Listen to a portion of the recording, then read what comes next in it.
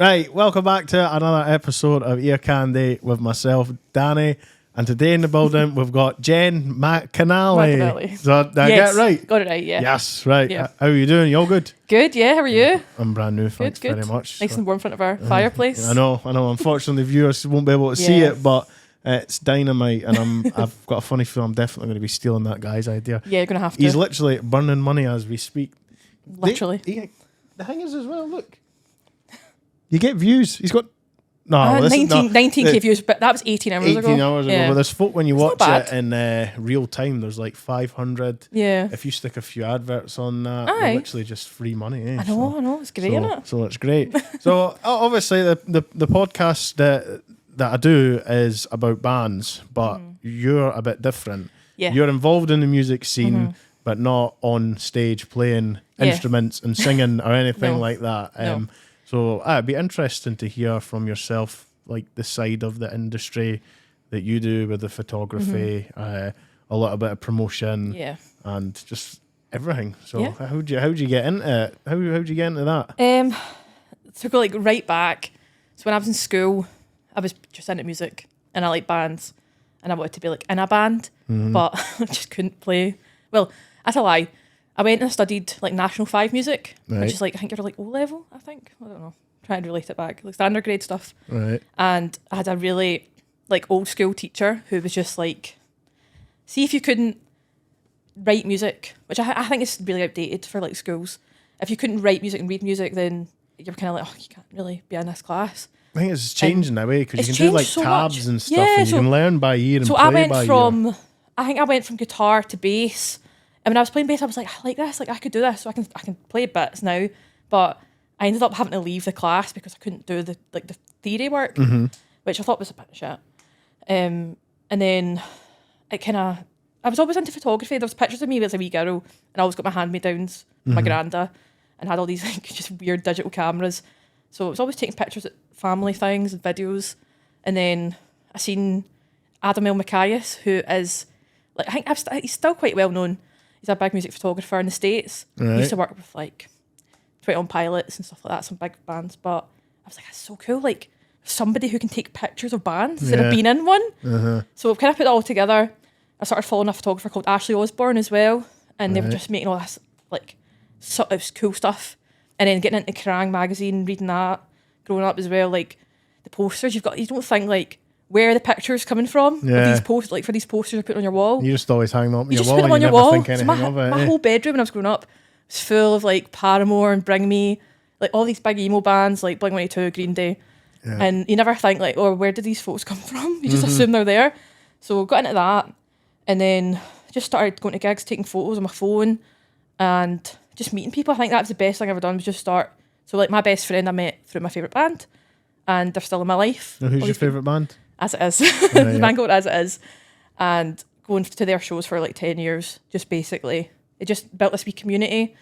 And I realised like, I want to be involved in this, but I don't know how. Like taking photos is good. So I started taking photos at gigs 2017. Yep. And it was through a magazine called Monkey Goose magazine. Random, it's American. And they gave you me... were taking photos for them? Yeah, so they had like a kind of open application thing for like contributors. So I just went on and I sent an email and I was like, I want to get into music photography. Like, what can I do? And they kind of ran this big introduction. It was like, here's a spreadsheet. Fill in the spreadsheet with shows you want to shoot or like go and review as well. So I put in 2, and there was a band called Patent Pending. Right. They're quite an American band as well. And then a band called Counterfeit. Right. Who is the singer of Counterfeit is Vecna from Stranger Things. All right. I can't remember the guy's name, but him. So that was my first 2 gigs I ever shot. And then eventually I was like, I don't like reviewing. They were really harsh with my photos. The girl who was the editor. Did they give you tickets to go to the show? So they gave me press passes. So the first time I went to King Tut's was the first gig I ever shot. And it was patent pending at King Tut's. And it was quite busy. And I remember going in and I was like, where did I even pick up my pass? So I went in, eventually got it. And then I knew like, you go into the photo pit. I knew that kind of bit. But it was like so cool, like walking around being like, I've never done that before. It was so cool. The adrenaline you get is so different. So that was my first like experience taking photos at gigs. And then I left there and I kind of thought, I don't know if I want to work for another magazine because the girl who was the editor was really harsh. I mean, I was only starting out. And so what, were you writing a review along with taking pictures? So sometimes you would have two of you going to shows, but a lot of the time it was photographer would just stay and review it as well. But like I like writing, I'm not bad at it. I just want to focus on photos. Yeah. So the girl was really critical about how my photos looked because I only had one lens at the time for my camera and not a great camera. So I thought, what if I just set up my own like magazine, like publication? So I set one up called Speak Soft Magazine, which was, it's the name of an As It Is song, which is kind of like, so I set that up and just started applying for gigs to get press passes for things, started getting stuff back. So just to cover shows. So how were you applying for that? Were you reaching out to bands, managements and like stuff? PR. So PR, even just reaching out to bands themselves and saying, hey, I've got a magazine in Glasgow. We write show reviews, we take photos, and we'll do like press coverage, just random like news stuff. So like even to this day, I still randomly get emails from PR companies about releases and just any music related news. I'll get stuff, and I don't really do it now. The magazine's kind of dead now. Yeah. But it was just me that ran it. So then it went from Speak Soft into Glasgow Punks, I was still running that kind of 2021. Yeah.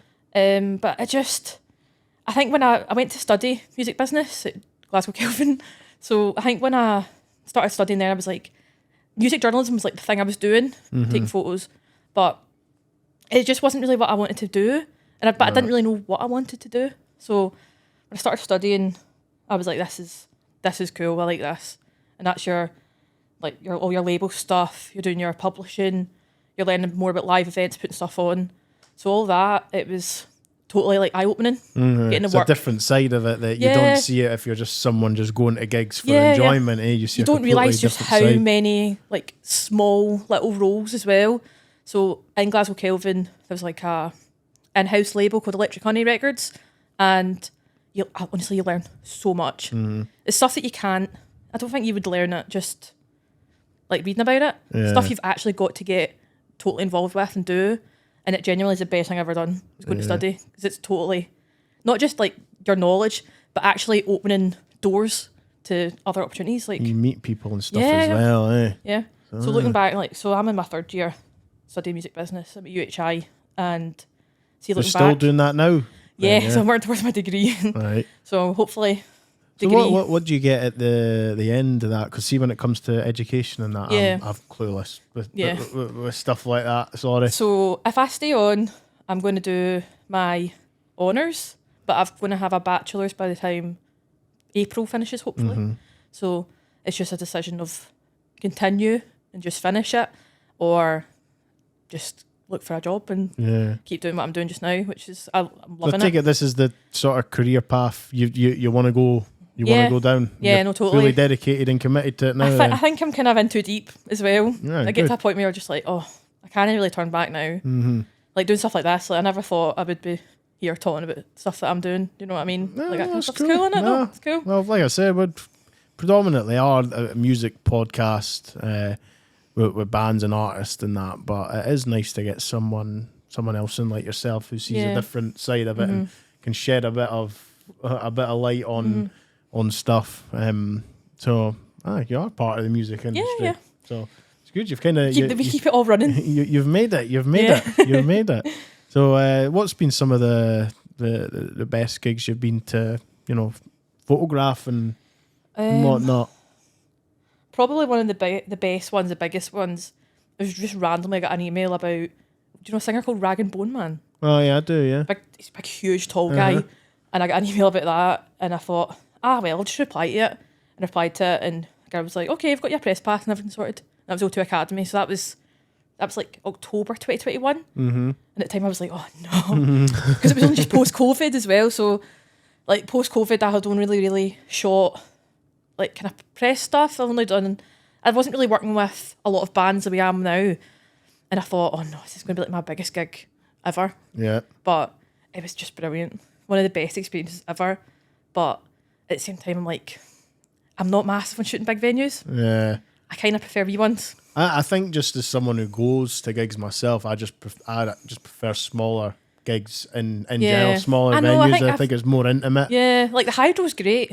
The Barras are great. O2 Academy's great. But there's just something about going to like McCool's. Yeah. It's so different going to King Tut's, going to Stereo Broadcast. There's some amazing venues in Glasgow. I just think, like you mentioned Hydro there. I'm not a fan of that venue at all. Depends what's on in it, I think. I just feel like it's too, without sounding like a fucking arse, but like commercialised. Like, yeah. well, it's the same way as like football now's changing, where you can go to a football match and you can get a pizza and a hot dog.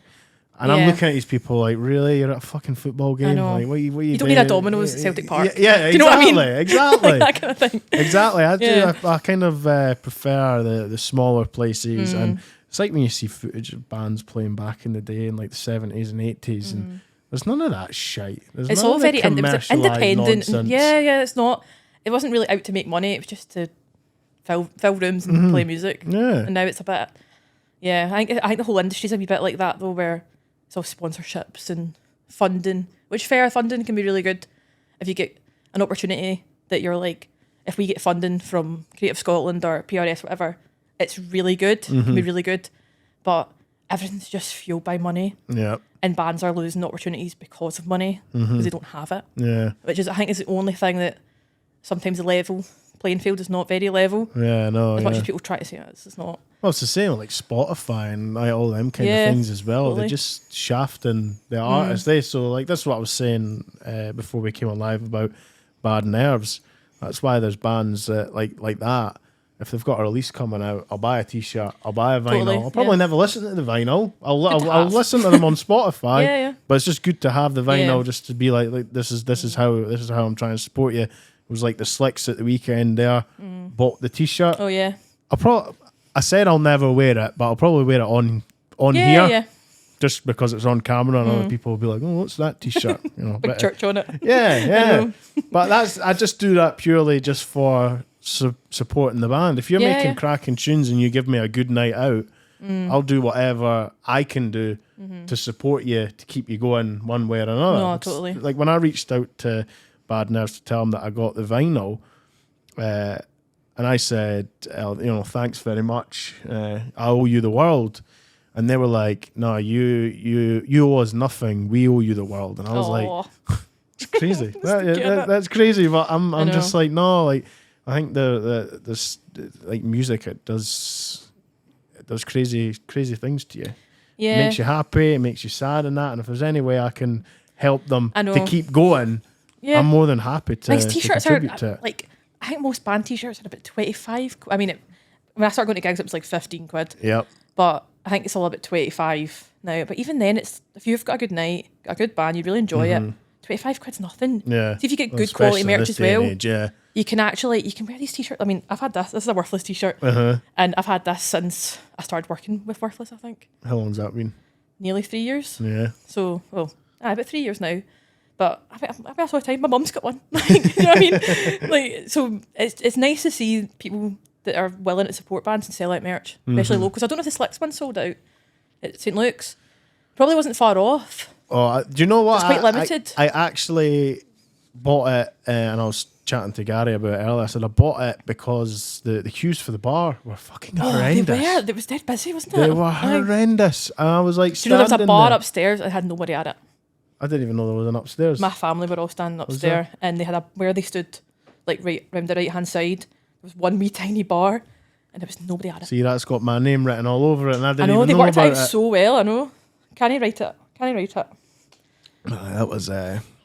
That was a cracking night. So do you remember the sort of first time you went out to photograph a band? Like you were talking about the press passes and stuff there, and send them away. But what was it actually like being there?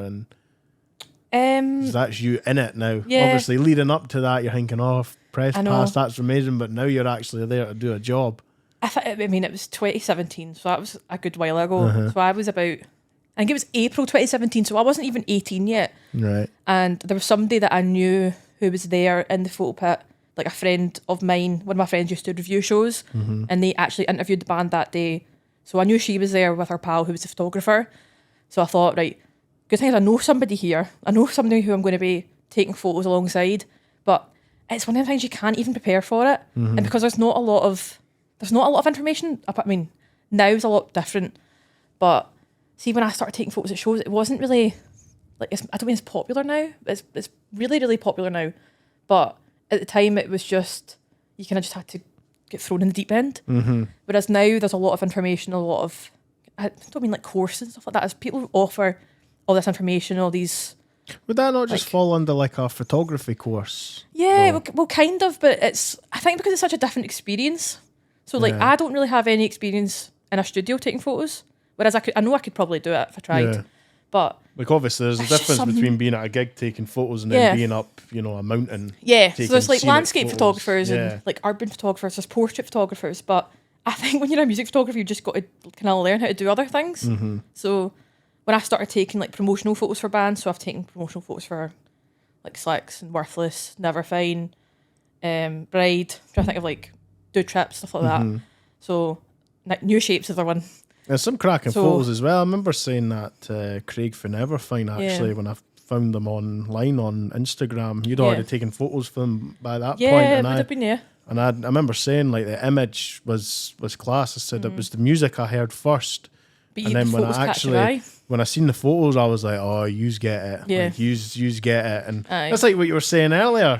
I didn't know it was you that took the photos, but it's like what you said earlier with posters and that. You just see it for what it is, but you don't know what's going on behind the scenes. You don't know who takes them. I think that's one of them things. It's like, you're always going to be in the background, which I like. I like not really being, I mean, that's why I'm probably not on stage as well. Yeah. But being just part of a wee team, and a wee, like, working, but they just go on the stage and everyone's like, oh my God, that's great. That band was great. Or that singer was great.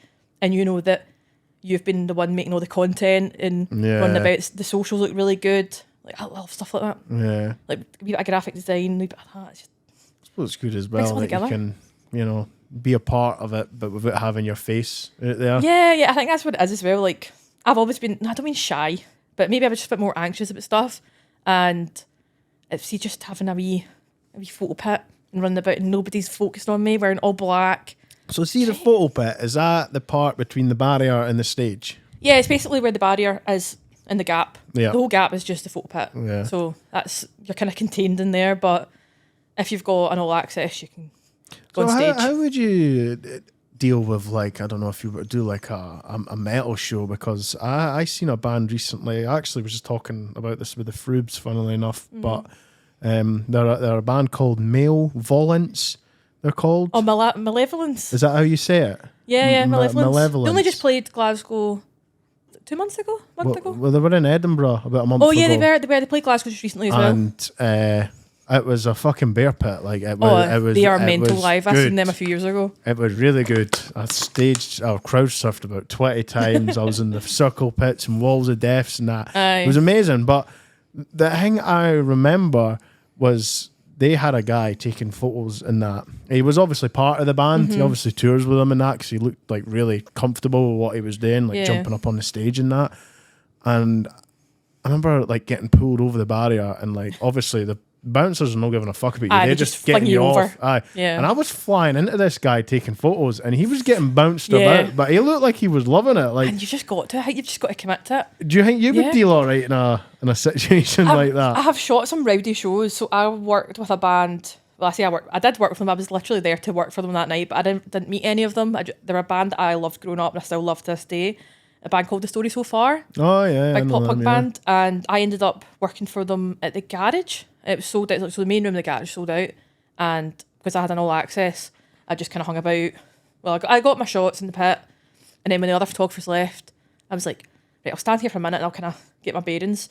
And then they played, I think they played a song called Quicksand last, right. And that's like a really well known popular one, and there was about 10 people at once coming over, yes. And I was like, right, get in there and get the photos of people coming over the barrier. Yeah. But I think you've got like a bit of awareness of other people around you. I think you've got to just adapt to it. You know that the security are there to do their job, so are you, but you've got to kind of work together. I didn't want to get in the way of each other. Yeah, and like honestly, most security you work with as a photographer are really good. They're really nice. They're always looking out for you as well, because they want to make sure you don't get somebody falling on you as well. But sometimes it can be a bit of a nightmare, and you've just got to steer clear and just find a way to get your shots without interrupting them and getting on their nerves. Yeah. As well as them getting on yours. Yeah. So, I mean, I don't know how I would deal, like, being in your shoes if I was at, like, a show. Like, see, if I was a photographer for, Malevolence? Is that how you say their name? No, Malevolence. I'd never heard of them before. It was just my mate. He asked what I was really, up to that day. And I just said nothing. And he says, you fancy going to this show? And I went, aye, who is it? And he told me who they were. And I was like, what are they like? And he just replied saying Bear Pit. And I was like, that's up my street. I said, 100%. I've never listened to them before. I listened to them on the way into town meeting them, which was about an hour's walk, if that. Because I just walked from my house into town to meet them. And I was like, holy shit. Our new record is, the most recent record is so good. I was like, holy fuck. I hadn't heard music like that in a long time. I was more into like thrash metal and death metal. And I like Suicide Silence and stuff like that back in the day when the other singer was alive. Was it Mitch? I think his name Mitch was. Lucker. When he was still alive. I've seen them when he was still alive. Yeah. It was a good night actually. But I was thinking, like, if you're at a show like that where it's that intense and it's just like popping off, I've got a funny feeling. See, if it was me, camera would be getting put in a bag. I'd just be jumping straight into the crowd. I kind of. There's been some gigs that when you're shooting somebody that you really like as well. So I'm trying to think of an example. Like, it might have been Rome. So there's a pop punk band that were kind of coming up at the same time as like all my favourite bands growing up. All the kind of heavy pop punk. So like Knucklepuck, Boston Manor, Seaway, Rome, with Con, As It Is. That was my wee era. There's probably something I've forgotten that. But there were a lot of them like the UK, Europe, pop punk, emo scene, but also there was a couple of American bands that were just starting to tour in the UK. It was a great time to like pop punk. And there was a band that came out of Eastbourne called Rome, and they were really good pals with As It Is, so they used to tour together quite a lot. And I shot one of their shows in Glasgow maybe 2018, maybe 2019. And I was like, oh, I just want to get in. Just want to get in the crowd. Just want to get in the crowd. Because I've been seeing Rome since I think it was the first time they came to Glasgow in 2014. They toured with As It Is and a band called Save Your Breath. I don't know what they went on to do, but it was a co-headliner they done in the Classic Grand, and it was the first time I'd seen As It Is and Rome.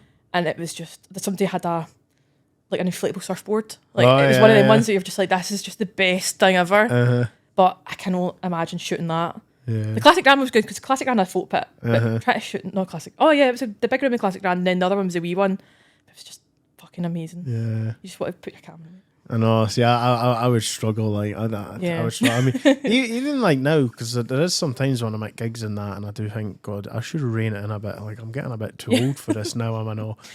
Oh, never, and then when it happens, I'm like, nah, you never get too old for this. You only feel old the next day. When you're fucking like that slicks after that. You get 2-day hangovers. My knee's buckled. My left knee is buckled. I had bruises on my hand. Thankfully away now. I had a scratch across the top of my head as well. So I woke up. Okay.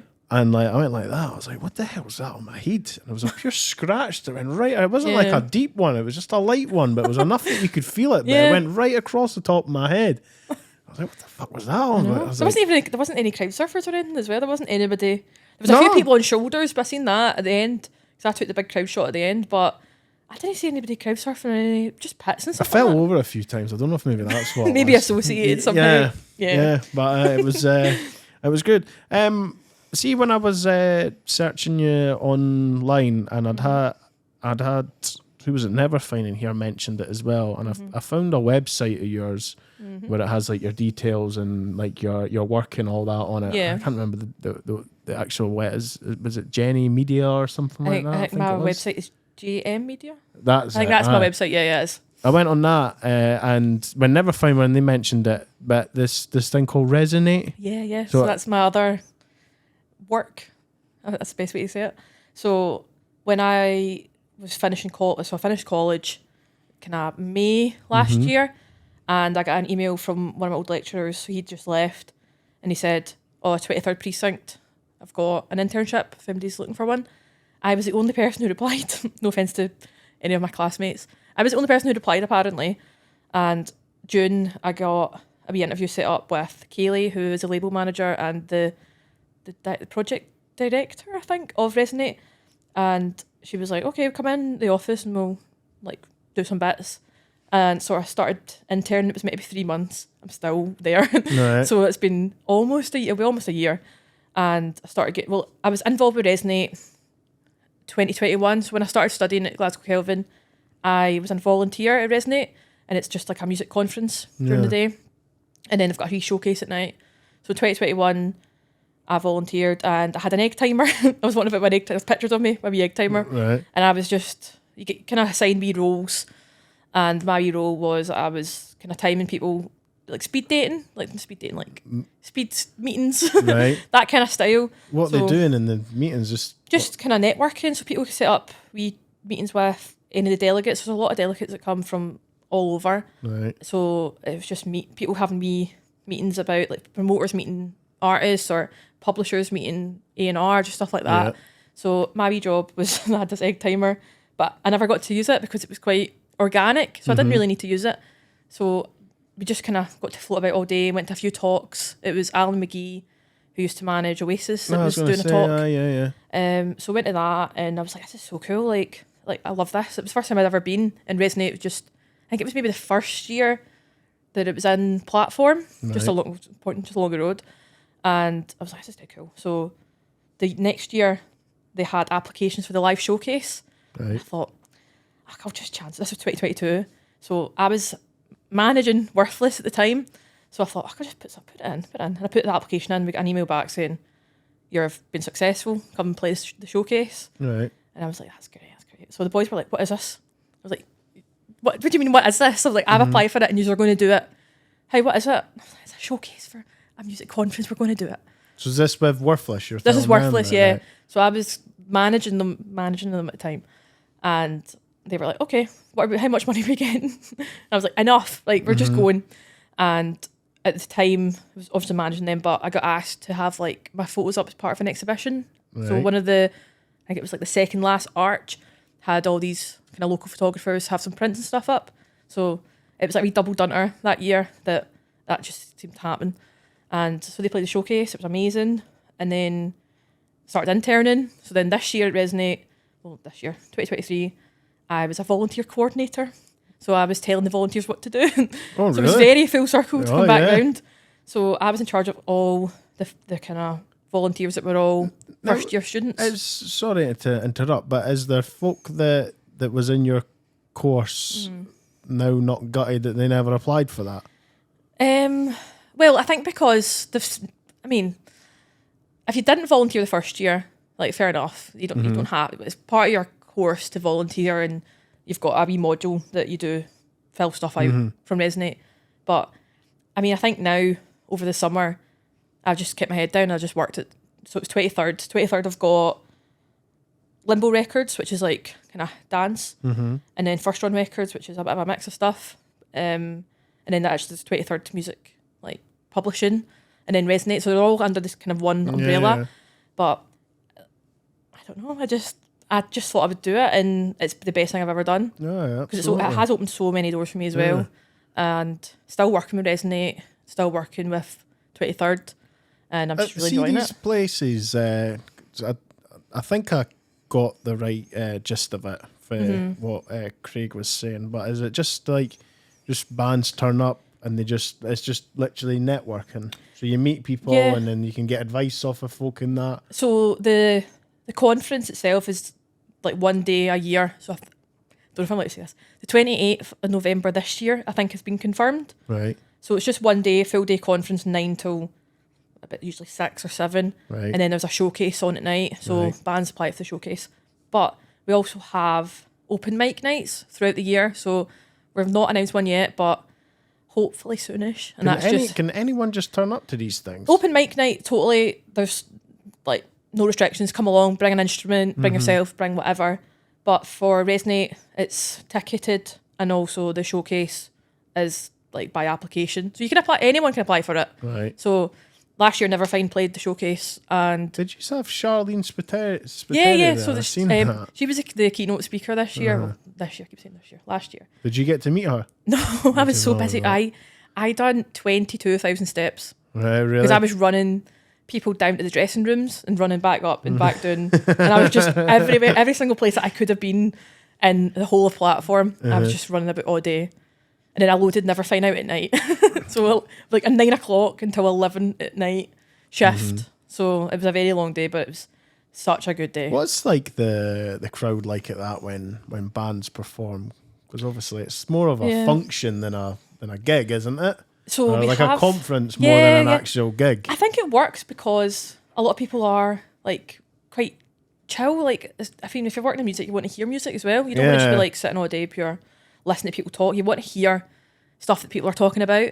So the showcase it's all works. fine and well talking about it, but you want to hear. Music, you want to hear it. You want to hear what's going on locally as well. So this year had a good mix of stuff, and I mean the last few years have been really good. And then when the year that Worthless played it was such a good mix of genres as well. But I think because there's separate tickets for the showcase, so people can just come in at night. Right. So you can get family or friends, or so my family came and Worthless played, and they didn't go for the whole day because I don't think some people can't deal with the whole day as well. Nah. It's a really if you're not full night. If you're not into it as well, you're not gonna really enjoy it. Like some of the talks are so niche as well. Yeah. It's like promotion, how to promote your band, your artist, how to like find a publisher. There's really, really niche little like talks and seminars and stuff. So it isn't for everybody, but we're trying to find ways that it can be for everybody. Yeah. So keep it quite accessible for everyone. Aye. Well, because when Craig was talking to me about it, I was like, I wouldn't mind something like that. It sounds different. Mm-hmm. But I wasn't too sure how to go about going. Mm-hmm. I mean, not that I'd have anything to bring to the table anyway. I'd just be walking about like a spare prick at a fucking Hoover's wedding, probably. It's a really, really good day. It is. See, we have trade tables as well, so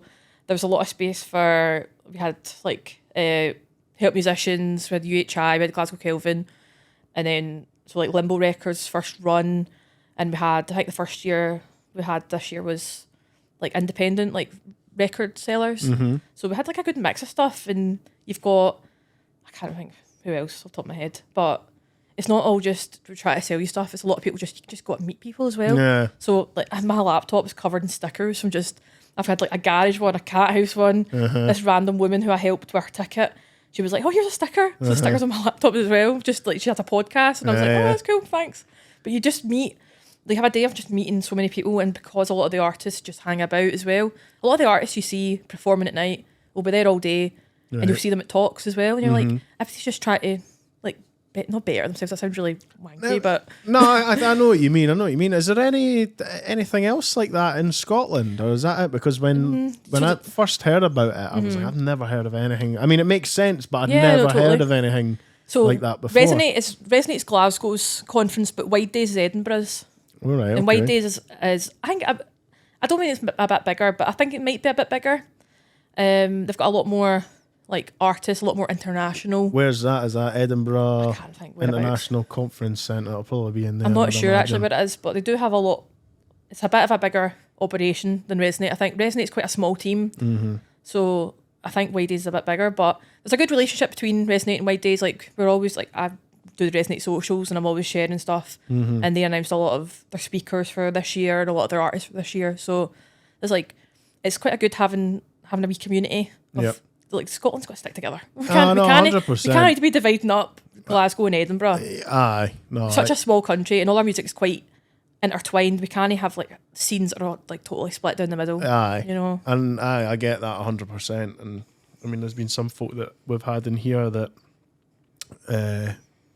it's like artists, and I'm saying every single one of them, I says, you need to just all get together and release a banging fucking album. Like, that's it. And then some of them say some people didn't want to do it, other people's are up for it. And I was like, but you need to realise you're all under the same umbrella. I know, Scotland. Like, help each other out. Yeah. We're all Scottish. We've got to stick together. I mean, I've always said that since I was younger. Like, if I was to make it in any kind of way in life, like if it was like the lottery or something like that, it wouldn't just me that's minted. Yeah, no, It'd totally. be about my mates, it'd be my family, would be minted. Like, everyone would be coming with me. It wouldn't just be myself, because it'd be boring if it's by yourself. I know. It's the same way. This like the whole Glasgow music scene. Like, sometimes I feel like it's a wee bit. There's a bit of a divide sometimes. Right. But I'm like, at the end of the day, I will do whatever I can to help the bands that I work with. See, especially people that I'm not saying that respect's earned and stuff, like you've got to do something to get something back. But see, if you've got artists that you work with and you work with them regularly, and they give you as much respect as you give them, or time, whatever, patience, energy, like I will do whatever I can to support the artists that I work with, because not because I'm doing it for anything, but if they give you that energy and they'll go, oh, we'll jump on this lineup for you or whatever, like you just stick together and just work as a wee unit. But absolutely. some artists who they're not wired the same, and they kind of just, it's quite selfish. But most people in Glasgow are very, very good. Our scenes are very good. To be honest, I think just about everyone we've had in here for the podcast have been brand new, and it's certainly opened my eyes up to like newer music and that. Totally. Because I've said it to a few bands, like years and years ago I was into like the independent circuit, more hip hop than anything else. And then it kind of got to a point where everything was just starting to sound the same. So then I just started going back to like commercial music or bands who had already made it big. Yeah. And stuff like from when I was younger and that. And then just for doing this, I was like, actually the bar's like way higher than it's ever been set before. I think the band that really got me looking into underground music again was the Wits. I went to go and see them on a night out. They're from down near me as well. Pure randomly. It was honestly, it was just pure random. I said, Kim, what's going on in Edinburgh? They were playing the Wee Red Bar. I think it was like £7 a ticket or something like that. I was like, I may as well go along. Never heard of any of the bands on the bill. I know. And they came on, and I was like, holy shit. I was like, they're actually fucking really good. And then I think it was from following them on Instagram. And then you get recommended other groups that are similar. They share stuff. They'll share like other bands' announcements or new songs. And is that a wee rabbit hole? Aye. And I like that. I do like that. That's why I've seen someone in here or a band I like, I'll always share their stuff on Instagram, because it takes 2 seconds to do it. I know. You know what I mean? It's free to do it as well. I know. It's the best way to support anybody. I think so. Like get a Spotify share to Instagram and just tag people. Like it's great. Like, people don't recognise how good it is to just share stuff. Aye. Even if it's like, nobody follows me or nobody will see it. One person might see it. Although I do find it mad when I see bands share like this stuff, like if they've been in, and I'll just like be going through Instagram looking at stories, and then there's my big baldy napper on the screen. I'm Jump like, scare. Come on, get that to fuck. It's nice, and I appreciate it. And obviously, it's to get their name out there as well, and to get views, and I mean that's why we sort of started this anyway. Yeah, was and especially if Chris is here as well, he would agree with me, and he would say it's not our show, it's the band's show when they come on, or yourself, it's your platform, it's not my platform. We just give it away. That's it. That's cool. That's cool setup. You've just unfortunately got to sit and listen to me. That's the only catch of it. That's the only catch of it.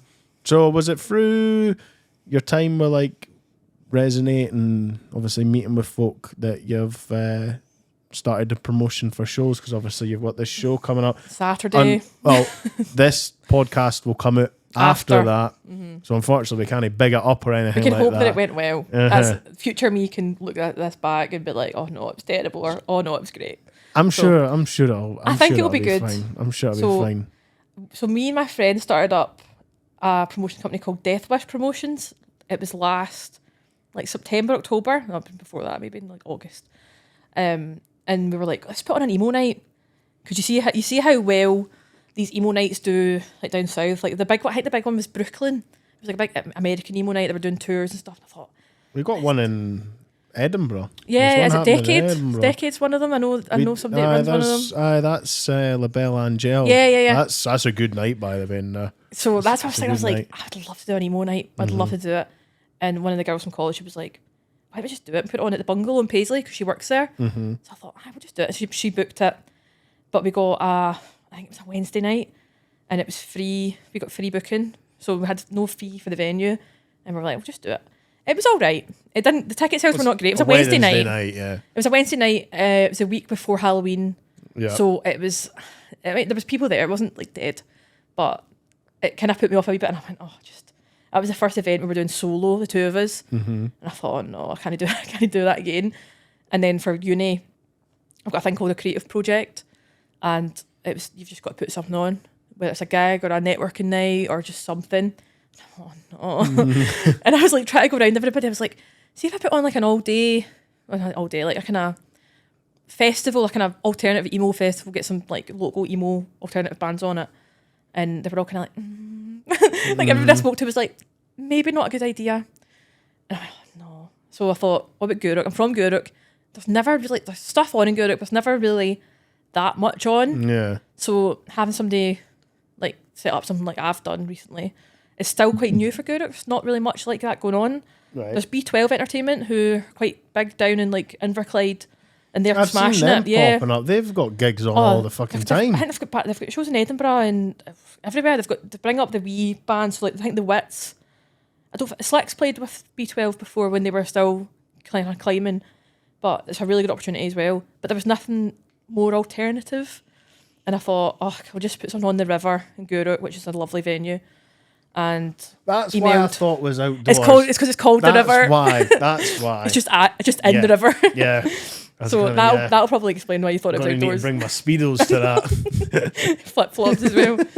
So the river is actually, you get a beautiful view of the river. So you get a beautiful view across the water. I emailed them and they were like, yeah, sure. There's no venue fee either. So I was like, do you know what?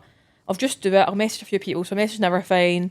I messaged Slicks, Worthless. And I was like, why don't we just do a wee DJ set? And it means there's no try to hire equipment. Yep. Like you can't. So Slicks played a full set in the river, like a full band, full set.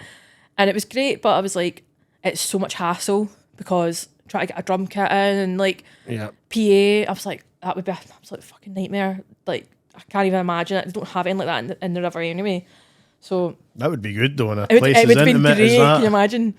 So the Slicks one was really good, but I thought it's too much hassle because they had to go and hire like a backline and stuff. So I was like, whatever.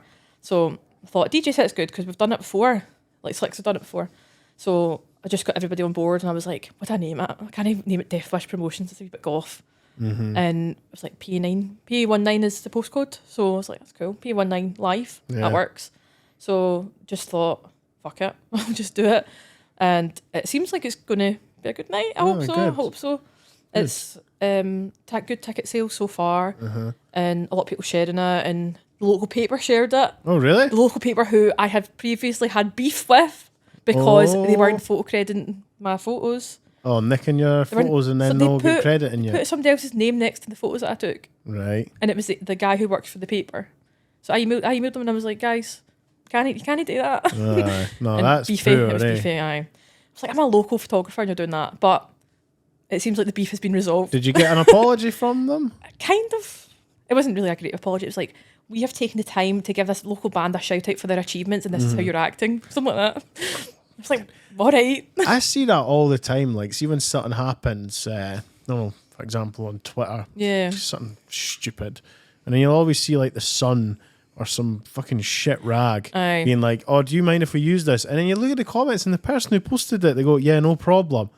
I'm like that. Yeah, no problem, but send me a few quid. Well, like, I would be asking for money. I wouldn't be giving to send them an invoice for free. Because I was obviously learning about copyright infringement and stuff like that.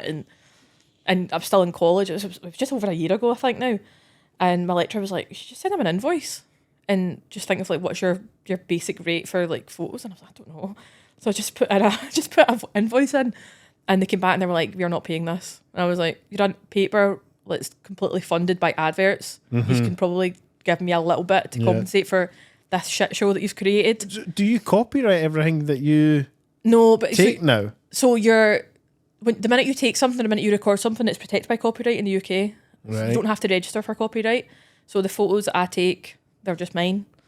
That makes sense? Can you not be like, right, well, let's get the court date ready because I'm going to fucking take your ass to town? Do you know what? It was one of the things I was like, see if I just leave it here, it causes me so little stress. If I just forget about it. So they were just wanky about it. And then I thought, I'm just leaving that here. I've not got the energy.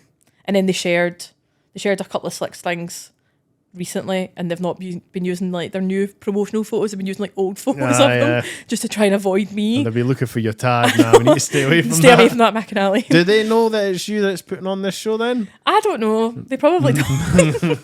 They probably don't. But I did appreciate the share. So this is your payment. This is free advertising. Free advertising. I know. Free advertising. Didn't even ask for it. I don't even know how they got the information. There was an artist not that long ago who was a photographer, and what I'm sure it was they took photos of bands.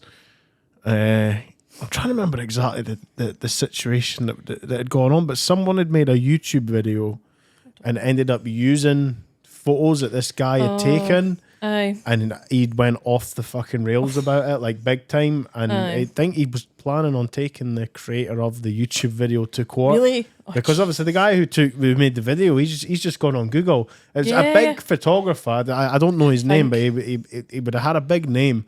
And the guys just went on YouTube, typed in the band, and obviously he's got up, and it's just all this guy's photo. I think the guy who made the video didn't really know. He obviously didn't know it was the same photographer, And this guy's going off his tits, being like, oh, you've just stolen all my photos and that. But there's a part of me that's like, I understand like movies and obviously music videos and that. But there's a part of me that thinks there's a still image. I know. It's a kind of funny one. Like, I know there was just recently, I think it was Kat Von D, that whole, I mean, I only seen bits of it, I don't know the whole story, but she tattooed a picture on somebody, and then the photographer of the photo was like, what the fuck? But I don't know the details of it. I just remember seeing it and I was like, what do you think he's going to sue? So it was a court case, it got taken to court. Holy shit. And because she had tattooed this photo on someone else, I think he was suing her because it was like copyright infringement because it was his image. But I think it all got dropped. But I mean, like, that's bonkers, it's like where do you draw the line of somebody's obviously just looking for a bit of money. I don't know I don't even know who the picture was of. It was like a portrait of someone, I think. Right. And she had tattooed. I don't know. It's one of the things I seen it and I was like, do you know, I don't even want to read it. I don't even want to know. That's mad. I want to know about that now. We'll be Googling it after. I'll be Googling that after, nah. We're Googling only recent as well. I think only got dropped in the last couple of weeks. Is she still tattooing then, Kat Von D? I think so, she must be. Unless it's an old tattoo. Yeah, maybe. She used to be on the TV like I always love stuff like that. 20 years ago or something like that. I know. Who did she go out with? She went out with someone. Oh, she did. I can't think who it is. You're going to say a name and I'm going to be like, that's exactly who I'm thinking of. Wasn't it Tommy Lee for fucking Motley Crue? No, there's a video of, there's a clip from like one of the old like LA Inks and she's tattooing him. I know who you're talking about. Right, yeah. I don't know. It's a bit like old school rock star. I wish I could remember who it was. Bam Margera came to head first, but that's not who I'm thinking of. He was in an episode of that once as well. I think he was. Aye. He's gotten his shit back on track now, thankfully. I actually had gone through lockdown when we were all stuck in our house like animals. And I went and bought a load of old DVDs of shows that I used to watch when I was younger. So I got all the Jackass series, all Viva La Bam, and it was all Dirty Sanchez as well. I fucking loved the Dirty Sanchez boys. And I binge watched every single bit of media I bought, and I was like, I wonder what these guys are up to these days. So I just searching them online, and some of them were great. Like the guys for Dirty Sanchez, they're like nothing like what they were back in the day. They're all got their shit on track and like eating healthy and like promoting health and fitness and that now, which I think is mental, but well on them. But Bam Margera, I was like, what the fuck is going on with him? You keep tabs on all of it. I did, and I was seeing, and like obviously with the newest Jackass film that had come out a few years ago, and that all kicked off because he wasn't allowed. Well, there was like paperwork and like legal issues that it was like if he's on set, then he's got to be sober, and he was like, "Fuck us." Aye, I'm just. I felt terrible for him, but I know recently he's got his shit back together. He's been appearing on podcasts. He's sober for like 200 days or something like that. Something like that. I can't remember what podcast he was on recently, but I was watching it and I was like, nah, it's nice to see him because I mean that just goes to show you the how fucked up your mind can be being as young as he was and being on the TV with the amount of money. Because I remember watching a podcast he was on and he got asked like, what was the budget? And he was like, honestly, it was like $500,000 per episode.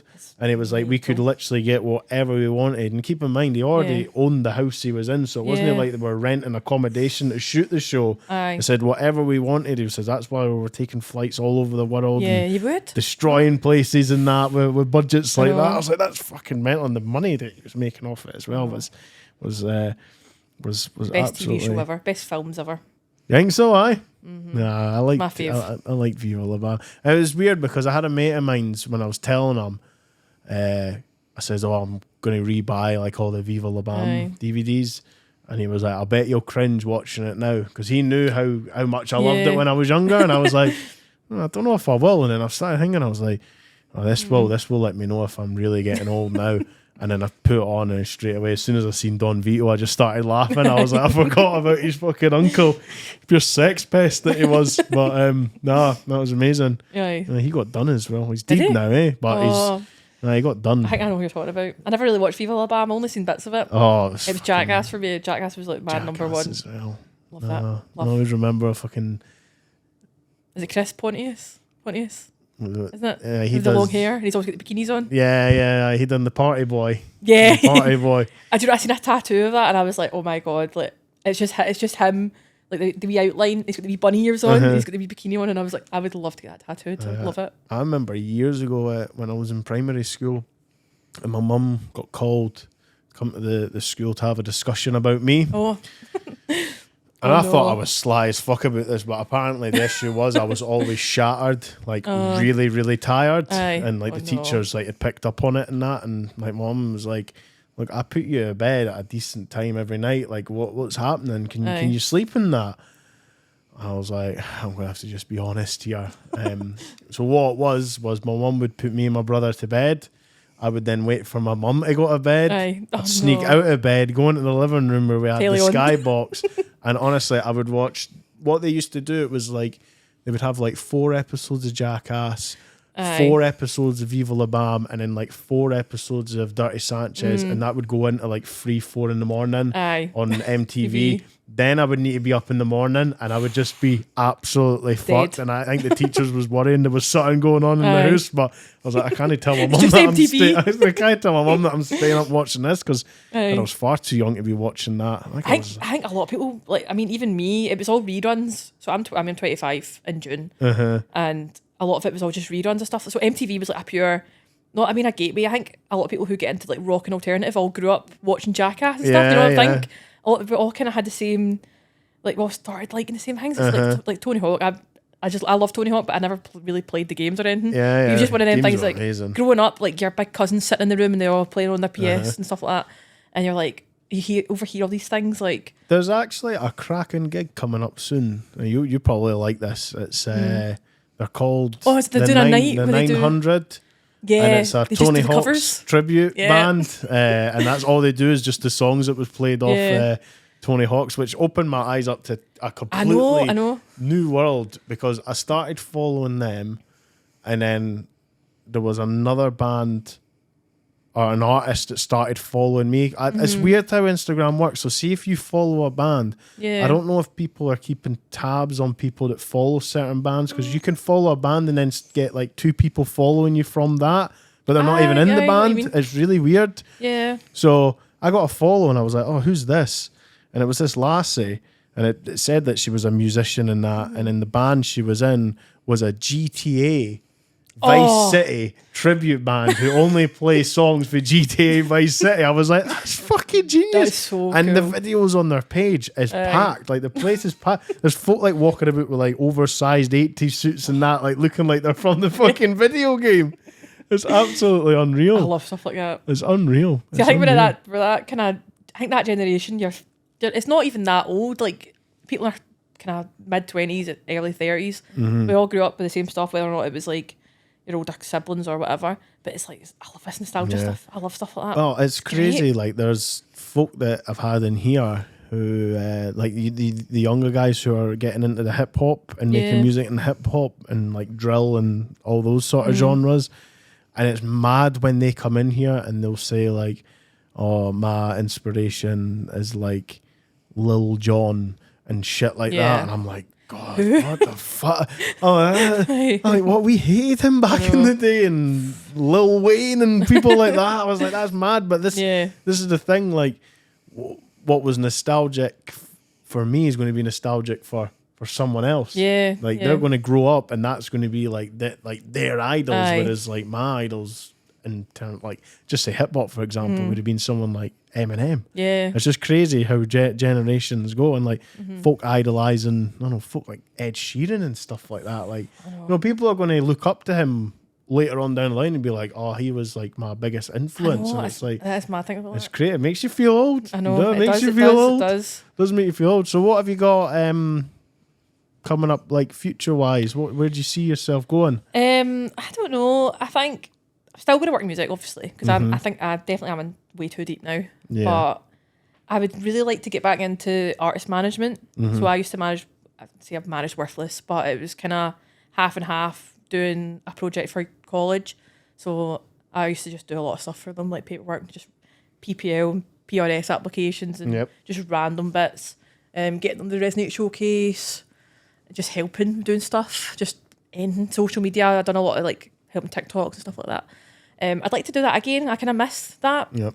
So I'm looking for maybe someone similar-ish to do a wee bit of artist management with. Right. And then, I don't know, just carry on working what I'm like doing just now.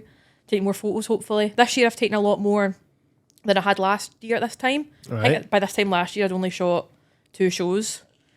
Because I think it kind of happens. You do get wee quiet periods where there's like nobody needing, I don't mean nobody needing anything, but some of the bands you work with go a wee bit quiet and they're starting to work behind the scenes, work some like new music, and you kind of have wee points where you're like, oh, all my regulars are all in the studio, they're all doing stuff, they don't need me. So like this year has been really busy, which is good because I like it when it's busy. Just want to take more photos. I'd like to go on tour, but it's not the end of the world if I don't. So that's good. Is that the number one thing that you've? I would like to do it. You mentioned it when you first come in before we went on live. I was you following mentioned it now and again. Yeah, it's something that I would like to. I think I'd like to do it at least once, even if it's not like a huge run. It doesn't have to be like weeks and weeks away somewhere. Like even a couple of days away. Like get a wee van, just go. So I'd like to do it, but it's not the end of the world. Yeah. And I was actually speaking to another photographer about this recently. We were both working a show in the Galvanizers in Swedge. Oh yeah. WG3. And he's like, nah, touring is not for me anymore. And I was like, oh really? You don't want? He's like, nah. He's like, I've done it. Don't need to do it again. I honestly can't think of anything better. Like, see, I'm kind of half and half with it. Yeah. It's amazing because it's like you're a band of brothers and sisters on the road. Like I think it depends. Like looking at it now, I think the first years would be great when it is like you're just partying all the time, and that's really what it is. It's just partying. For some of the bands I've spoke to, and they'd go tour Europe and that, and they're like, it's just a party. It's just a 24/7 party.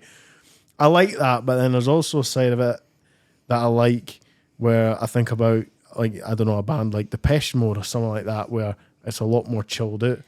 When they come off stage, they're in like a fucking sauna and shit like that, and these bands who have got the money, they've got the money for nice tour buses. There's two sides of it. I like the nitty gritty side where it's like just party, tiny bus, all crammed in, sharing beds and that. I know. And then there's the other thing where it's like you get a whole bus to yourself. Like there's two sides to it. Yeah, there's like van touring, there's like bus touring, and it's like big venues with nice showers. But apparently, like from what I've like spoke to people about who have been like tour managing tours or doing merch on tours photography, like Europe's really good for Europe's venues are so good for touring bands, whereas our venues are shit.